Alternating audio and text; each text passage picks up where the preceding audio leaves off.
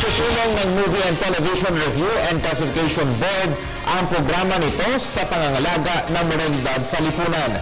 Layunin nitong epektibong maipatupad ang guidelines sa pagtatanghal ng mga panooring angkop sa iba't ibang lugar ang sektor. Alamin natin ito sa ulat ni Elena Luna.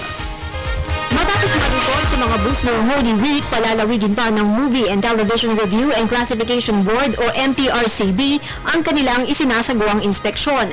Ayon kay MTRCB Chairman Eugenio Toto Villarreal, ilulusad nila sa susunod na linggo ang pag-iikot sa mga ferry boat, waiting areas, restaurants at iba pang lugar. Ipinaliwanag ni MTRCB Board Member Noel Del Prado na sa mga lugar na ito, rated G o PG lamang ang pinapayagang mapanood. Ang rated G ay general audience, samantalang ang rated PG naman ay parental guidance o maaaring mapanood ng bata kung gagabayan ng magulang. Bawal sa mga lugar na ito ang rated R o para sa mga adults at rated X. Bukod sa gagawing inspeksyon, inihayag din ng MTRCB ang iba pa nilang isinusulong na programa.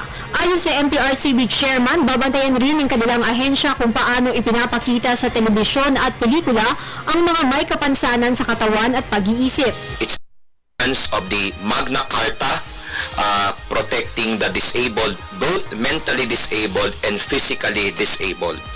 Magiging prioridad din ng MTRCB ang pagbibigay ng tamang pagkilala sa mga senior citizens. We've noticed that a good deal of sensitivity has to be developed.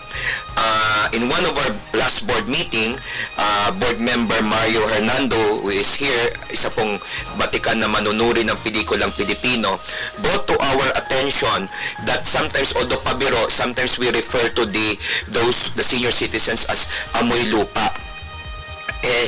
Hindi ho dapat tinatawag na amoy lupa yung mga binibigyan ho natin ng parangal sa pamamagitan ng their senior citizen privileges, di ba? Because the principle is we are rewarding them because we are now enjoying the kind of life we have because of our senior citizens. Your MTRCB would want to veer away already from that and be more sensitive.